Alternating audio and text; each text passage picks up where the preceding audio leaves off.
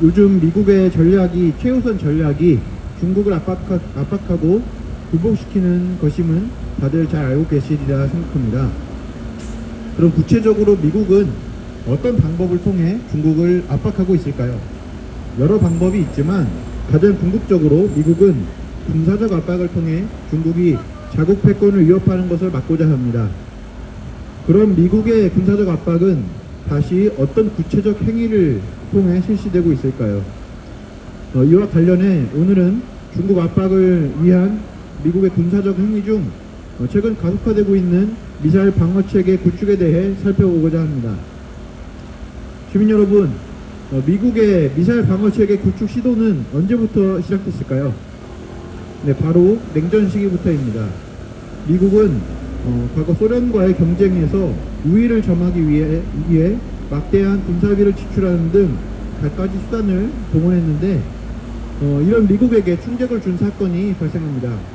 바로 소련이 최초로 인공위성을 발사한 것입니다.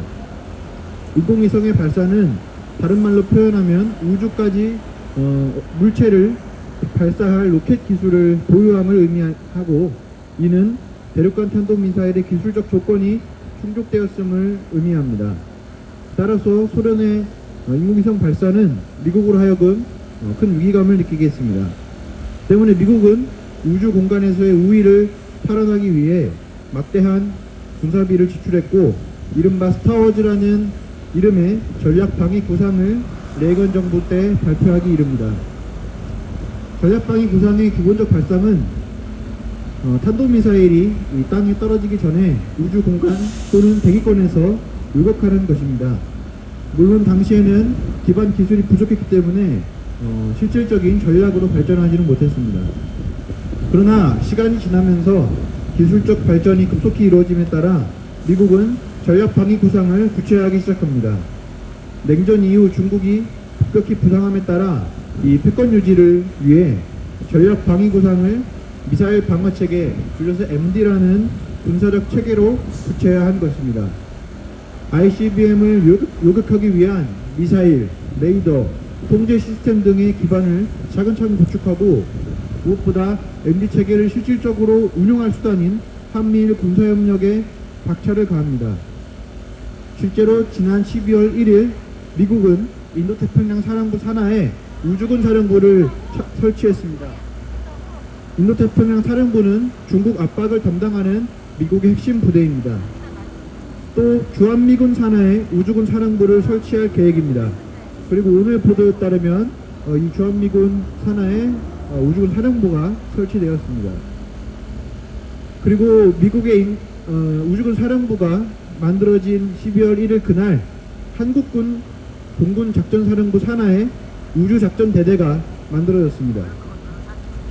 지난 한미일 정상회담 때 발표된 프놈펜 성명에는 한미일 군사정보를 실시간 공유하기로 합의했습니다. 시민 여러분, 이 그림이 그려지지 않습니까? 성주에 배치되어 있는 사드, 주한미군에 참선한 우주군 사령부와 한국군에 만들어진 우주작전대대, 그리고 최근 강화되고 있는 한미일 군사정보의 실시간 공유, 그리고 전체적인 전략을 통제 관리할 미국 인도태평양 사령부. 미국은 중국 압박의 핵심인 MD 체계 구축을 위해 한미일 군사협력을 강화하고 궁극적으로 아시아판 나토를 만들려는 것입니다. 한미일 군사협력을 삼각 동맹으로 격상시켜 나토와 같은 집단 안보 체제를 구축하려는 시도입니다. 시민 여러분, 강대국 간의 대결에는 필연적으로 군사적 충돌 상황이 발생합니다. 대표적으로 냉전 시기에는 쿠바 미사일기가 있었고, 최근에는 대만에서 심각한 군사적 위기가 있었습니다.